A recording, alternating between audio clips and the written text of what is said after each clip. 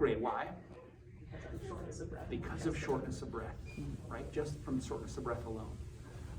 And direct somebody to put you on a non-rebreather mask. Also, if you have somebody short of breath, come right in and evaluate their lung sounds immediately as part of your initial primary exam.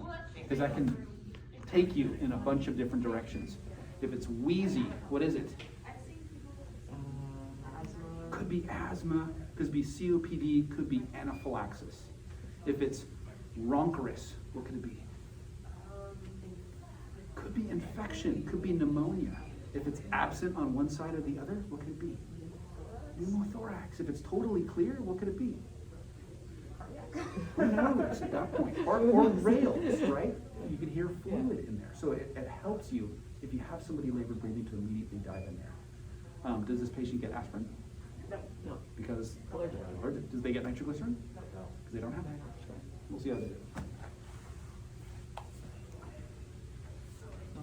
We have a 65-year-old female.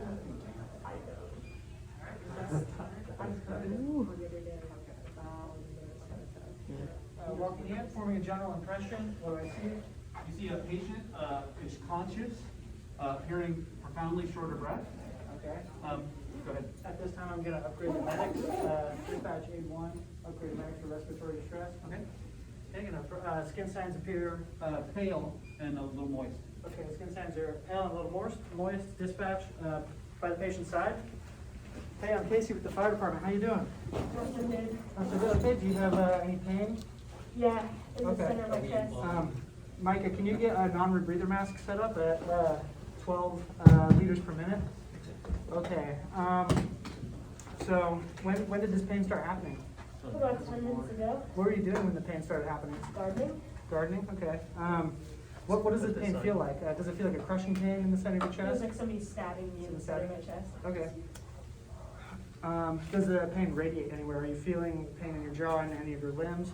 No, And if you could rate this pain out of 10, what would you rate it? 10 being the worst pain you've ever felt. 10.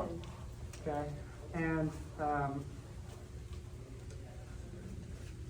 how long has this been happening? About 15 minutes. Okay.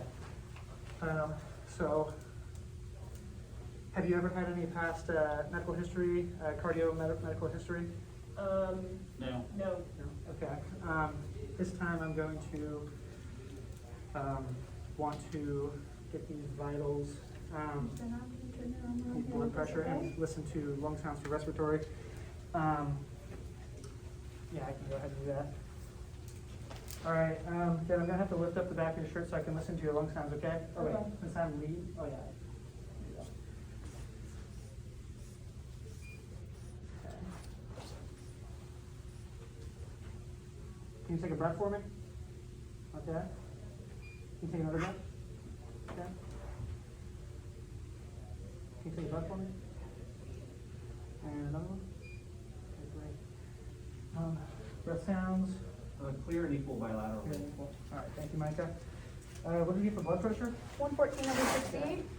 All right, and Jenna, are you allergic to aspirin? I am. You are? Okay. Did you take any medications? It's Farrell. What does that do? It's for high blood pressure. Okay. And her blood pressure is.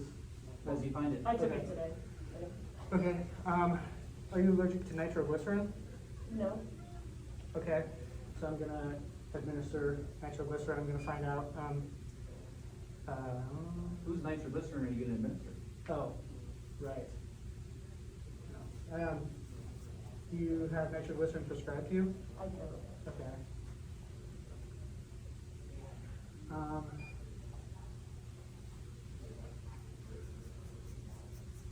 I don't know if we give her that medication. If her blood pressure is 114.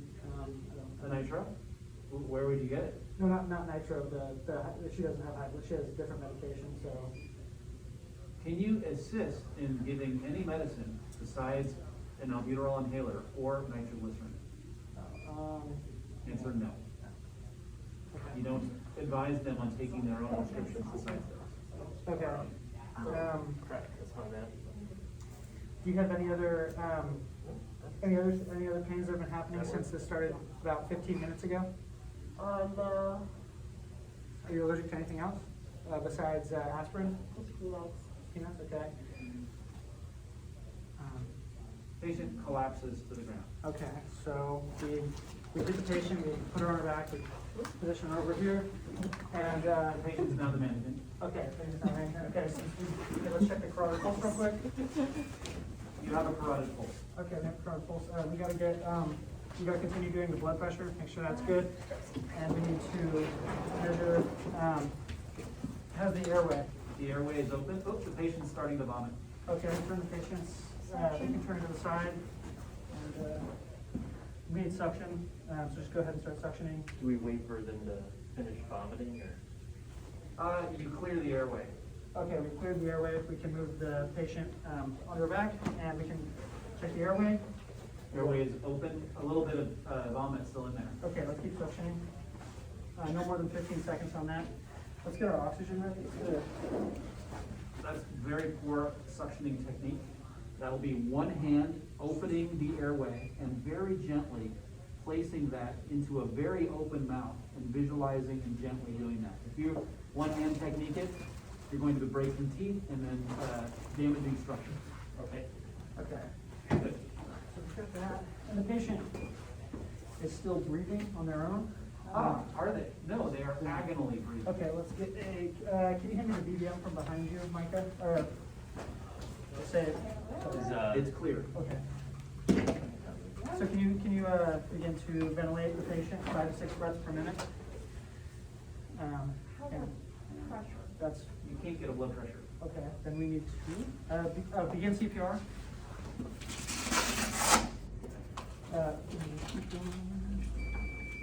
Apply pad. Plug in add connector next to flashing light.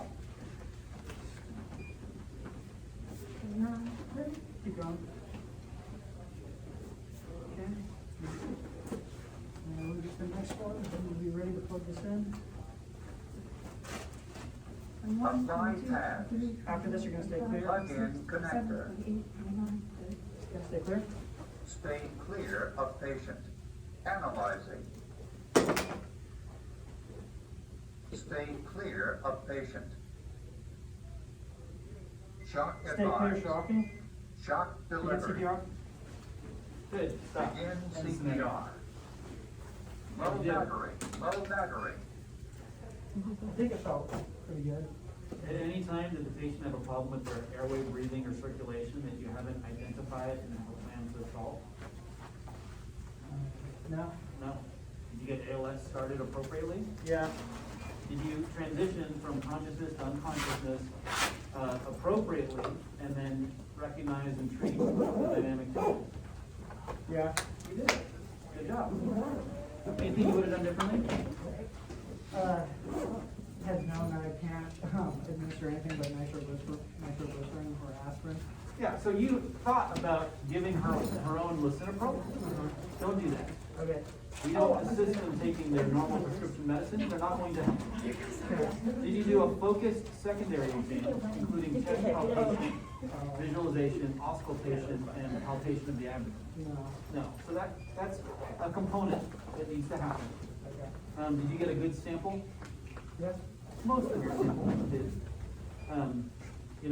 Deep into your administration of aspirin, you can figure out that she takes other medicines or not. So those should happen first before you go and grab those. Yeah, I can appreciate the patient had a pulse, and the next thing you did was evaluate the airway. Awesome job. Just so you know, the suctioning I want to see, you can either do it this way, open the airway and suction, but you'll find it's hard to keep the mouth open. We have a scissor technique to open the mouth. That's very gently, slide your fingers in and scissor the mouth open. Once the mouth is open and scissored, you can go and very gently suction. It's a very delicate thing, that suction catheter, that procedure that we need to do, right? It's not that. And then once the patient couldn't get a blood pressure, that's not really realistic because in reality, it'll take a minute for you to figure out you can't get a blood pressure. What should you do if they say, I can't get a blood pressure? One option, one possibility is they just can't hear it. The other possibility is they don't have a blood pressure. So probably the next thing to do is, again, feel for the carotid pulse, because that is the deciding matter if you're going to do CPR or not. And if you do have a carotid pulse, but you can't get a blood pressure, consider the possibility of getting other tools, like your Doppler. And then confirm a blood pressure. If at that point it's less than 60, you can go ahead and start CPR. But I still can appreciate that if you can't get a blood pressure, it's probably better to do CPR in that instance, because it's probably so low that you can't get it. But in reality, a lot of times you can't get it just because you can't get it. How challenging was to get a blood pressure on that guy that we saw yesterday? It was tough. It was tough. Was he in cardiac arrest? Should we have done chest compressions? No. No.